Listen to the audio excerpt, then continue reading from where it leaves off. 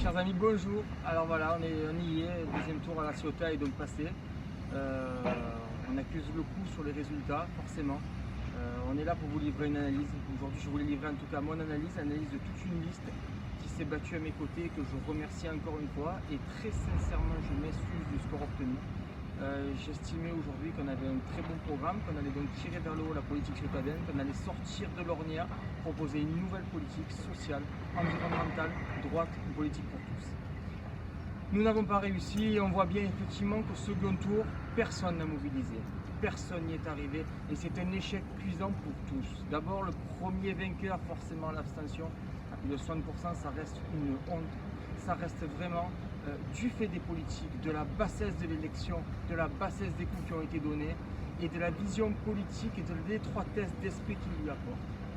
Aujourd'hui, si je peux me conférer aux résultats que j'ai vus, bien sûr, M. Boré sera encore une fois premier, presque plus de 46%, mais 46% des exprimés. C'est-à-dire que des gens ne se déplacent même plus car ils pensent qu'aujourd'hui leur vote n'influera pas, n'aidera pas, n'apportera rien aujourd'hui à une démocratie locale malheureusement qui s'effrite.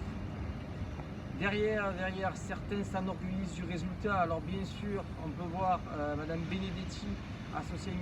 Bussetti, M. Justi, qui se vantent d'être sorti seconde avec 23%. Est-ce qu'on peut vraiment se vanter d'un tel résultat? Si on cumule les résultats des tout premiers tours de ces trois personnes-là, ont dépassé les 30% et au sortir, ils ne sont qu'à 23%. C'est-à-dire qu'ils arrivent à perdre 7% en se mettant ensemble sur une vision commune qu'ils n'ont pas su réussir non seulement à fédérer mais à faire partager. On a toujours M. Karim Gendouf qui reste second à 20%, qui s'enorgueillit en disant j'ai pris tant de votes entre le premier et le deuxième tour. Bien sûr, mais rappelons-nous quand même qu'en 2014, je crois que M. Gendouf était à presque 23%, ce qui était énorme, ce qui montrait aujourd'hui la force de proposition qu'il avait sur la Ciotat et qu'il n'a pas su aujourd'hui transformer l'essai qu'il a essayé de défendre au sein du conseil municipal. Toutefois, somme toute, avec quelquefois du panache, c'est vrai, puisqu'il a défendu la conviction des ciotadens, des vrais ciotadens, des ciotadens aujourd'hui qui étaient dans le centre-ville. Il n'a pas malheureusement réussi à fédérer sur un projet, pour moi non plus, qui n'était pas cohérent, une vision de ville que je ne partageais pas. Et les ciotadens n'y ont pas porté caution sur un projet, ils n'ont pas voulu aller en deçà de ce qu'ils voulaient proposer. Après, restait bien entendu le dindon de la farce, comme je l'avais appelé, M. Itrac. Alors M. Itrac qui partait quand même de résultats de 24% par une liste que je menais en 2014 et qui atteint maintenant les 9 et quelques, enfin qui passe en dessous de la barre des 10, donc qui perd encore de l'électorat entre le premier et le second tour. J'allais dire normal pour un parti aujourd'hui qui est en déliquescence, un parti aujourd'hui qui n'apporte rien, qui est à bout de souffle, un parti qui n'a plus d'idées, un parti qui est un leurre, un parti qui a toujours les mêmes arguments artificiels et qui fait malheureusement comme les grands. Vous l'entendez parler à la télé aujourd'hui, d'affaires qui passent aujourd'hui à la télévision, d'affaires de malversation, d'affaires de ci, de là, à droite et à gauche, d'affaires qui ne vont pas parce que les emplois fictifs, choses comme ça, eh bien on fait comme les grands.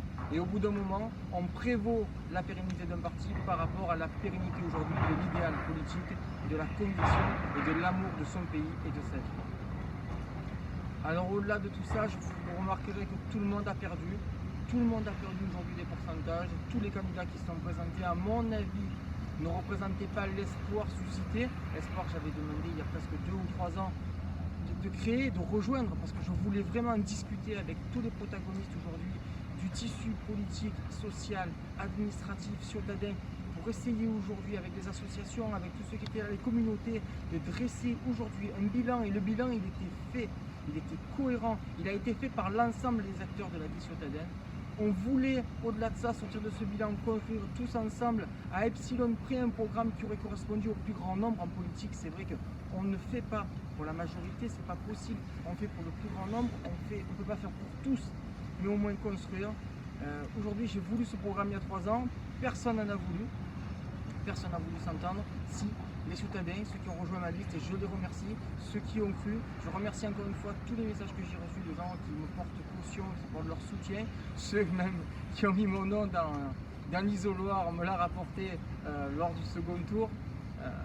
Voilà, je ne sais pas trop quoi dire ni comment finir, à part avec une tristesse infinie, un amour que je porte à la Ciotat, un amour que je vous porte.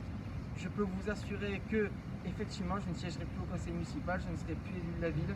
Je pèserai de tout le poids qui me reste pour essayer à travers des amis, qu'ils soient élus ou non, ou toujours dans tous les tissus associatifs, administratifs et gestionnaires de la ville, pour essayer de redonner une nouvelle fois de l'emploi citadin, des logements citadins. J'envoierai encore une fois au niveau social. Je porterai l'aiguillon sur tous les projets qui n'iront pas dans la sens de la Ciotat et je peux vous assurer que nous serons là dans toutes les élections. Nous pèserons de tout le poids qui nous reste. Je vous remercie, je vous aime, vive la Ciotat. Au revoir.